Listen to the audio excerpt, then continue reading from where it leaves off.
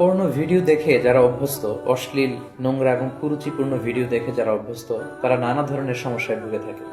এই পর্নোগ্রাফি রয়েছে অনেক ধরনের ক্ষতিকর দিক। তারা তাদের ব্যক্তিগত জীবনে যেমনি ক্ষতিগ্রস্ত হয়, তারা তাদের বৈবাহিক জীবনে যেমনি ক্ষতিগ্রস্ত হয়, তারা সামাজিক জীবনে এবং ধর্মীয় দিক থেকেও তারা প্রচন্ড ক্ষতিগ্রস্ত হয়।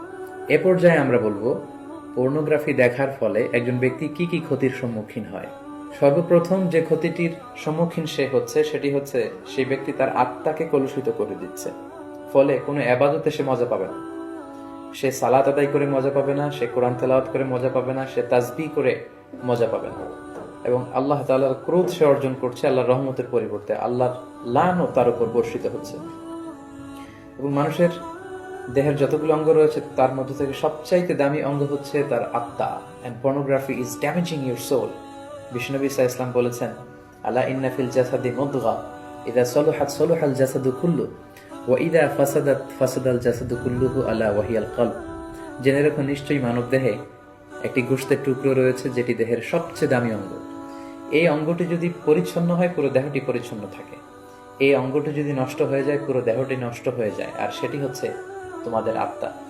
In the day of judgement আমরা যখন আল্লাহ তাআলার কাছে হাজির হয়ে যাব, আমাদের ক্ষমতা, আমাদের সন্তান, আমাদের সম্পদ কোনো কিছুই আমাদের মুক্তিকে নিশ্চিত করতে পারবে না। কেবলমাত্র যারা প্রশান্ত এবং পরিচ্ছন্ন আত্মা নিয়ে মহান আল্লাহর দরবারে হাজির হবে, তার জন্যই আল্লাহ তাআলা ক্ষমার ঘোষণা করবেন। তো পর্নোগ্রাফি ওয়াচাররা সর্বপ্রথম যে ক্ষতিটির সম্মুখীন হচ্ছে সেটি হচ্ছে তারা তাদের আত্মাকে নষ্ট করে দিচ্ছে, যেটা মানব দেহের সবচেয়ে দামি অঙ্গ।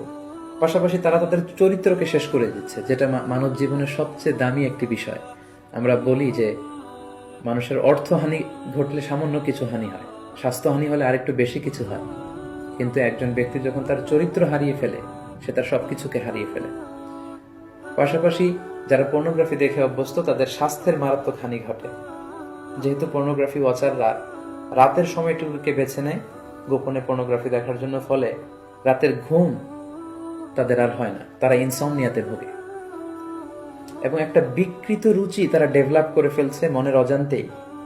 মহান আল্লাহ তাআলা বিবাহের মাধ্যমে, পবিত্র বন্ধনের মাধ্যমে একজন প্রাপ্তবয়স্ক নারী এবং পুরুষ তারা তাদের জৈবিক চাহিদা মেটাবে, এটাকে আল্লাহ বৈধ করেছেন।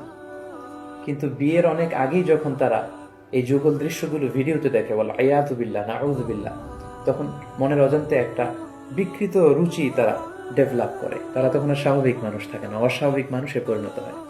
এবং পার্সোনালি আমরা অনেকের কাছ থেকে এরকম প্রশ্নও পাই যে আমি আসলে পর্নোগ্রাফি দেখতে চাই না, আমি এটাকে অপছন্দ করি, কিন্তু একবার দেখতে শুরু করার কারণে আমি এ থেকে বেরিয়ে আসতে পারছি না, আমি নিজেকে সাহায্য করতে পারছি না, এবং এই পৃথিবীর যে কোনো বিষয়ের ব্যাপারে আমি আগ্রহ হারিয়ে ফেলেছি, আমার সুইসাইড করতে মন চাচ্ছে।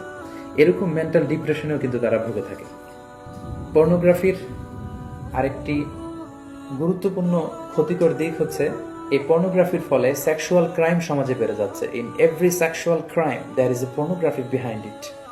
কারণ মানুষ যখন পর্নোগ্রাফি দেখে এবং সেটা থেকে যখন সে স্বাদ নেয়, মজা নেয়, তখন সে তার ব্যক্তিগত লাইফে সেটাকে প্র্যাকটিস করতে চায়, যার ফলে ধর্ষণের মতো এত জঘন্য কাজকে সে বেছে নেয়, চাইল্ড অ্যাবিউজের মতো, উইমেন অ্যাবিউজের মতো জঘন্য কাজগুলোকে সে বেছে নেয়।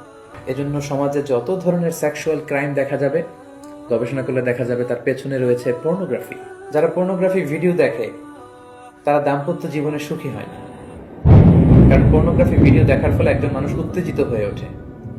এবং যারা ধীরে ধীরে বছরের পর বছর এগুলো দেখে অভ্যস্ত, তারা মাস্টারবেশনে অভ্যস্ত হয়ে যায়, যেটা ইসলামী শরিয়তের দিক থেকে অনেক জঘন্য ধরনের একটি অপরাধ এবং কবিরা গুনাহ।